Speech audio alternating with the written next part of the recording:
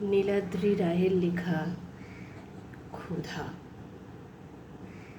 রাস্তার ধারে সুসজ্জিত বিরিয়ানির হাঁড়ি, ফুটপাতের ধারে ভাত নিয়ে কাড়াকাড়ি।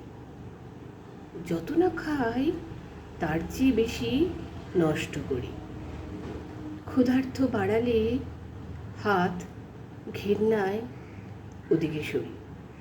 তুমি আমি প্রেম খুঁজি আহারে বিহারে, ওরা শুধুই খাবার খোঁজে এধারে ওধারে। মনটাকে ভেবেছিলাম সে সর্বশক্তিমান, তার চেয়েও বেশি দেখলাম ক্ষুধার টান। প্রতি বছর 15 মিলিয়ন শিশু মরে ক্ষুধায়। পড়ি কিন্তু সংখ্যাটা কি আদৌ ভাবায়? দরিদ্ররা প্রতিদিন মরে ক্ষুধার জ্বালায়, আমরা থাকি নিরাপদে ছাতার তলায়। ক্ষুধা নিয়ে লেখা হয় হাজার কবিতা, ক্ষুধার্ত পেটের কাছে মূল্যহীন সে কথা।